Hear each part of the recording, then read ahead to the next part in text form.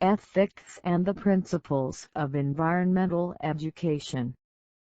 Professor Drive Sirio Lopez Velasco, Federal University of Rio Grande, Brazil. Email lopesario@hotmail.com. In this paper we want to introduce to the ethical reformulation of the principles of the environmental education like they appears at the Brazilian law. Keywords: ethics of environmental education, principles of environmental education. Introduction. I will present a merely schematical version of my approach to ethics. C. Lopez Velasco 2003. I propose that a moral and ethical obligation only occurs through language by answering the question, what must I do? But moral and ethical obligation have a different linguistic form. The norms of moral are simple imperatives. Examples: I must respect old people, or I must let old people die. The norms of ethics are quasi-causal arguments QCA constructed by A. An obligation, B. The logical operator because and, finally, C. A statement. These statements may be simple or complex. In accordance with classical logical analysis, the syntagma which appears after the verb must in the obligation integrates the statement. The grammar of QCA is the following: if I agree to the truth of the statement, I am committed to the obligation. If the statement is false, the obligation is denied in a strictly argumentative way. One example: the following QCA is a candidate to be a norm of ethics. I must respect old people because the respect towards old people makes society more cooperative, and I want to make society more cooperative. Now, I propose a new interpretation of the truth operator called conditional and different from the entailment. Was this logical means I am prepared to deduce, and since the grammar of the question what must I do that installs opens the space of ethics and moral, the three norms of ethics that are able to hold an intersubjective and universal validity, at least in the Western culture, by a strictly argumentative way. The only presupposed fact is that people want to produce with felicity in the sense of John L. Austin, 1962. IV. The Speech Act. What must I do? The first norm of ethics. The question what must I do is conditioned by the possibility that we can choose between a minimum of two alternatives. But to choose between alternatives supposes freedom of decision. So, freedom of decision is a condition referred to the position of a subject who is performing the speech act what must I do, and takes part of the grammar of this speech act. I can say I have freedom of decision is a condition of I can perform more than one action toward different kinds of actions.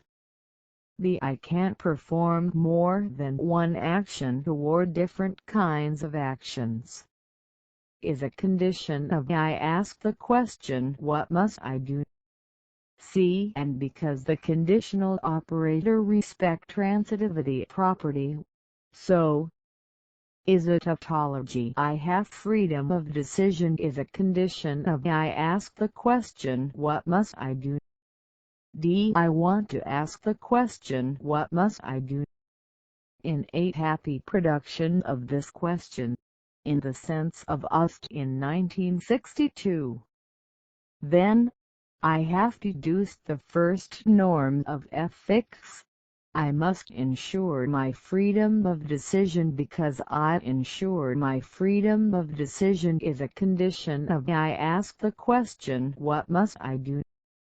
The first norm is the ethical basis of the critique of all instances of absence of freedom of decision, particularly when they result by alienated intersubjective rapports and by the individual with himself.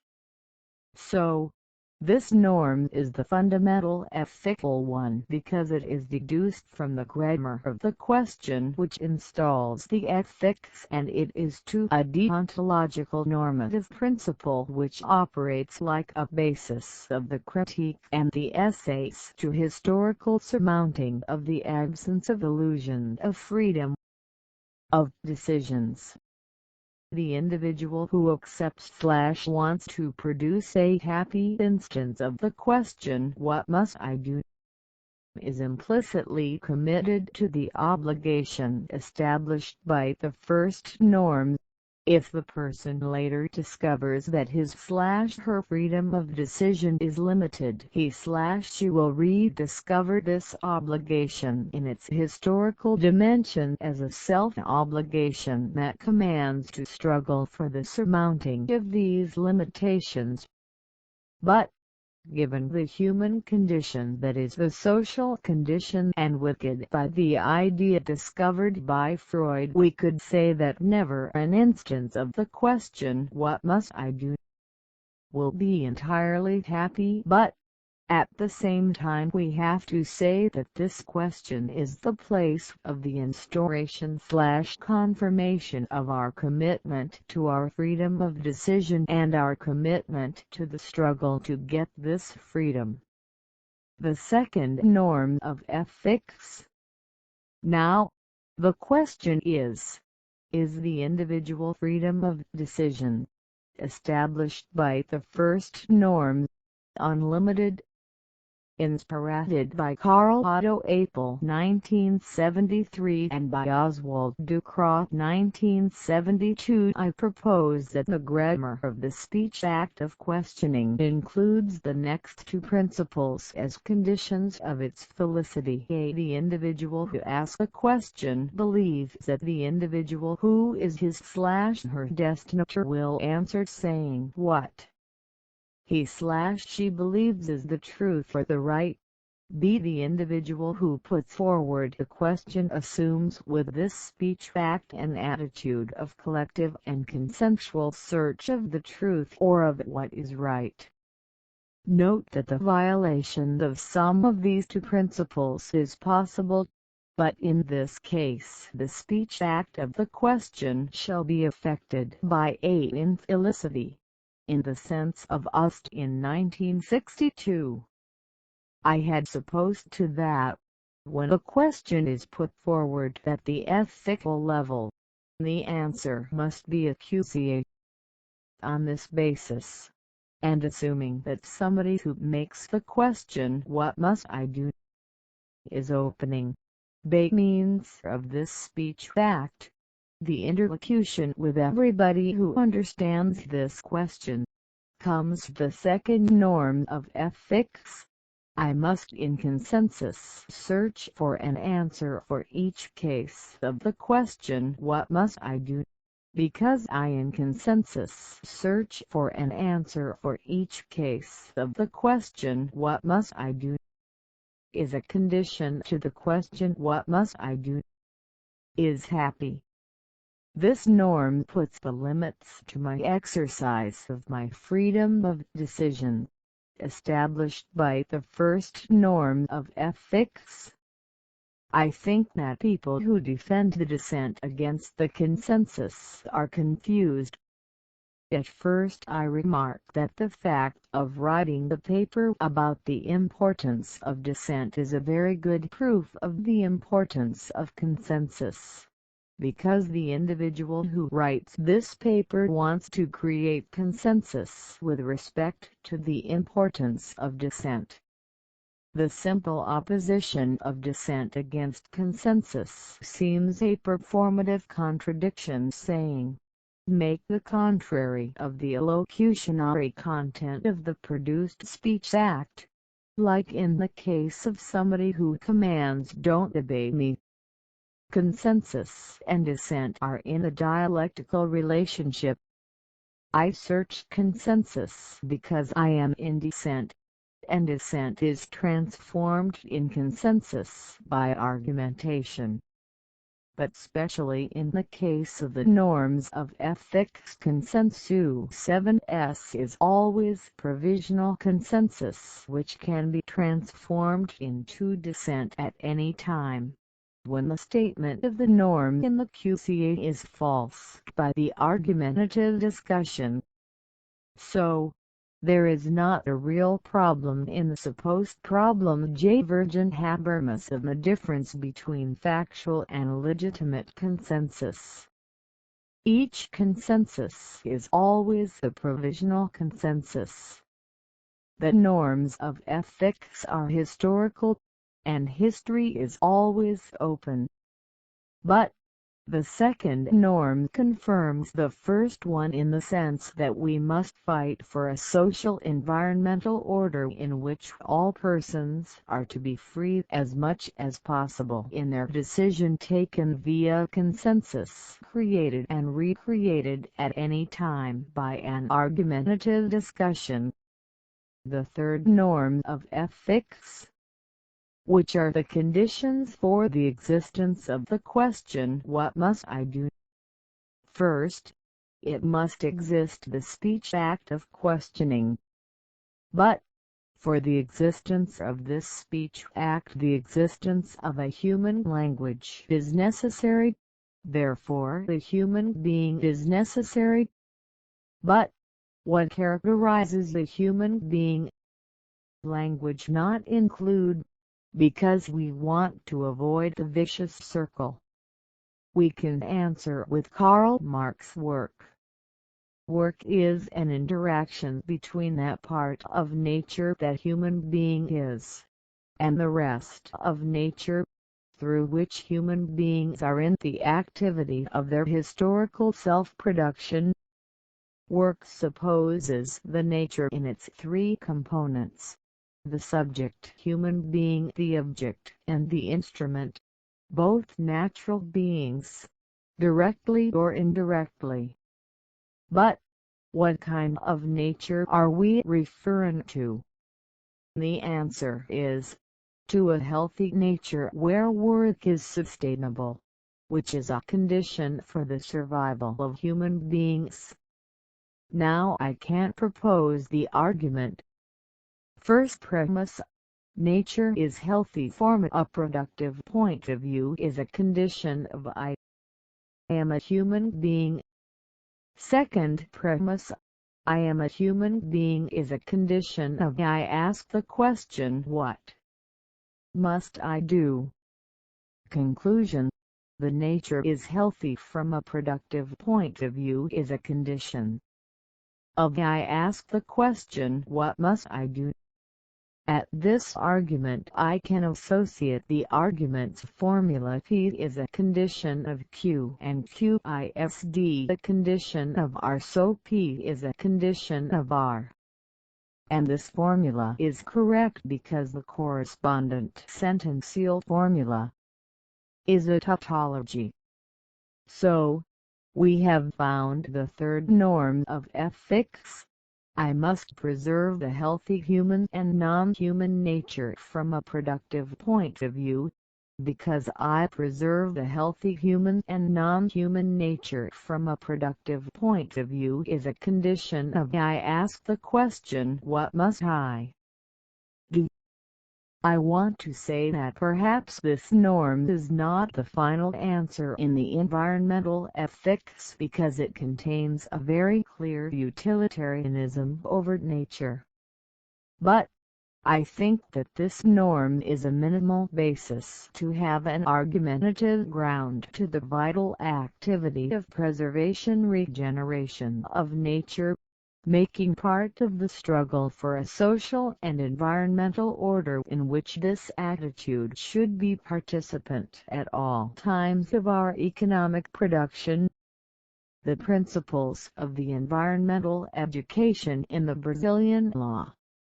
The most important Brazilian law about environmental education and 95/1999, called PNEA.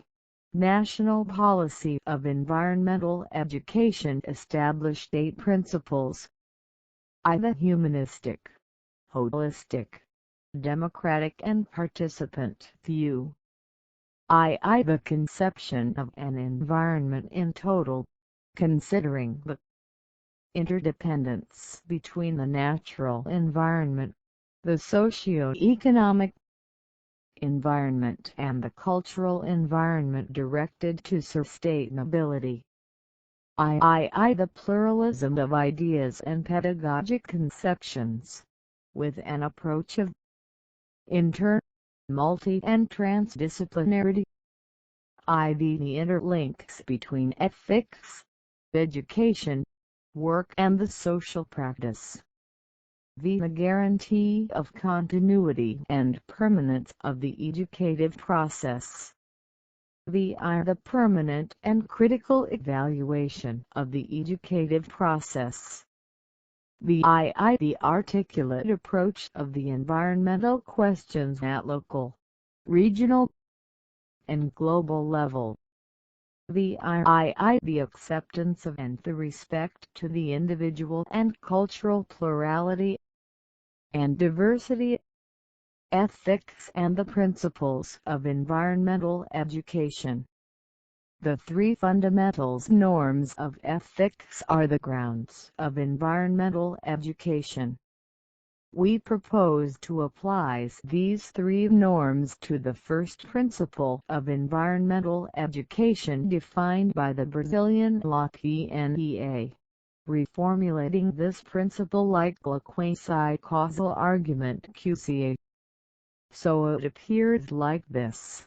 I must perform the environmental education with an humanistic, democratic and participant insight because the environmental education with an humanistic, democratic and participant insight allows to develop the freedom of decision of the subjects involved, and the first ethics norm required that each human being develops his freedom of decision. This QCA have the form I must X because P, Q. And we know that the legitimacy of the obligation depends of the truth of P, Q. This demands that P and Q are both true. At the present situation we may analyze the content of the first principle of the environmental education like follows. The fundamental term freedom is defined by Kant 1788 as the independence the will respect the imposition of the impulses of the sensibility and like the faculty to give the beginning by oneself to a series of events. With Freud it can be stated that we are the most free when the ego is so much as possible independent from the it and superego. Further, the first norm of ethics requires that we have to fight for the possibility of free decisions, respect the it and the superego. Also in the following it shall be shown that the humanistic, holistic, democratic and participative view promotes free decisions of the subjects who are involved in the process of the First, as Lalonde 1977 says, humanism is the reflexive anthropocentrism that, starting of the knowledge of the human being wants the extent value of the human being, excluding all the situations that aliens him or used him in infrahuman form. Or, precisely, this approach is guaranteed by the first and third norm of ethics. In the other hand, The democratic and participant insight promotes the freedom of decision, since the old Greek definition of democracy replaced by law the political situation in which the sovereignty belongs to the totality of the citizens. The adjective participative wants to signal that the representative mechanism is not enough to make democracy possible, because it is necessary that each one participates in each decision like it is required by the first norm of ethics. Now let's go to the holistic insight. Holistic shall be understood as a systemic approach according to Sirio Lopez 1968. Even we recognize the history of the human beings with the capacity to change any system. It is not a matter of discussion today that a human being is, like a special animal, a part of the ecosystem. We think that the holistic view is sustaining and requiring by the third norm of ethics. To highlight this approach in the first principle of EE, we may reformulate this like follows. EE has to be performed with an holistic insight because the third norm of ethics requires an holistic approach by requiring the preservation-regeneration of a healthy human and no human nature. So with all these explanations we may concluded for our QCA. 1. The sentence Q is truth. The first norm of ethic required that each human being develop his freedom of decision. 2. The sentence P is truth. The E with humanistic, holistic, democratic and participant insight allows to develop the freedom of decision of the subjects involved. And 3. So, the conjunction P Q is truth. The E with humanistic, holistic, democratic and participative insight allows to develop the freedom of decision of the subjects involved, and the first norm of ethics required that each human being develops his freedom of decision. So, the obligation in the beginning of the QCA is legitimated. I must perform the EE with an humanistic, democratic and participant insight. With this, the first principle of EE in the Brazilian law can win an ethical fundament and legitimation. We should make a similar reformulation to the other 7 principles. References: Apel, Karl Otto 1973. Transformation der Philosophie. Frankfurt. Austin, John L. 1962. How to Do Things with Words. London. Berthelon FFE. Ludwig One 1968. General System Theory. N. York. Ducrot, Oswald 1972. Beyer at Northeast Pot Beyer, Paris. Lalonde, Andrew 1977. Vocabulaire Technique et Critique de la Philosophie, Paris. Kant, Imam Newell 1788. Kritik der praktischen Vernunft, Frankfurt, 1989. Lopez Velasco, Sirio 2003. Fundamentos Lógico-Linguísticos da Ética Argumentativa. S. Leopoldo.